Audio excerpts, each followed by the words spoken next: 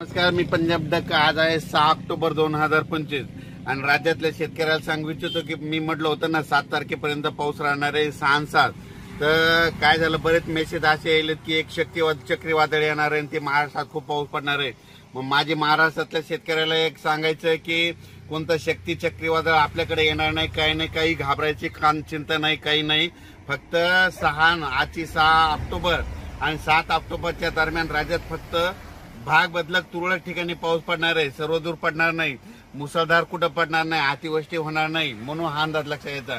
पण काय झालं, टीव्हीला बातमीमध्ये बरेच मला शेतकऱ्याचे फोन आले, एखादं चक्रीवादळ येईल का. मी म्हटलं तुम्हाला कोण म्हटलं, तर ते म्हणले बातमी चालू आहे. तर महाराष्ट्रातले सर्वप्रथम शेतकऱ्याला सांगू इच्छितो, कोणतं काही चक्रीवादळ काही आपल्याकडे येणार नाही, काही नाही. फक्त आज आणि उद्याच्या दिवसात थोडं भाग बदलत पाऊस पडणार आहे, म्हणून हा अंदाज लक्षात येतात. दररोज वेगवेगळ्या भागात ह्या 2 दिवसामध्ये पाऊस असणार आहे, म्हणून हा अंदाज लक्षात येतात. पण राज्यातल्या शेतकऱ्याला सांगू इच्छितो की तुम्ही काय करा, 15 तारखेपर्यंत जशी सोयाबीन काढायची तशी काढून घ्या, झाकून ठेवा, नसा मशीन मधून काढून घ्या. कारण की राज्यात आता 15 तारखेपर्यंत हवामान कोरडं राहणार आहे, म्हणून हा अंदाज लक्षात यायचा. राज्यात सध्या तरी असं मोठ्या पावसाचं सध्या तरी वातावरण नाही.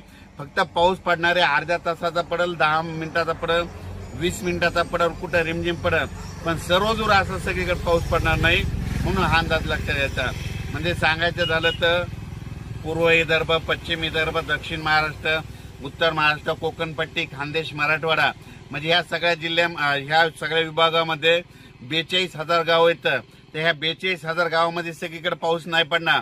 फक्त 10,000 गावामध्ये पाऊस पडेल, सगळीकडे काही पडणार नाही. त्याच्यामुळे काही चिंता करायची गरज नाही. जसं तुम्हाला सोयाबीनला वेळ भेटेल तुम्ही काय करा, तसं सोयाबीन काढून घ्या आणि जसं दुपारपर्यंत काढा, वाटल्यास उचला, गोळी लावून घ्या. असं केल्याच्या नंतर तुमची सोयाबीन सुखरूप घरी येणार आहे. पण राज्यात मात्र खूप असा काही मोठा पाऊस पडणार नाही, म्हणून हा अंदाज सर्व शेतकऱ्यांनी लक्षात घ्यायचा. अचानक वातावरणात बदल झाला, लगेच एक मेसेज दिला जाईल. धन्यवाद.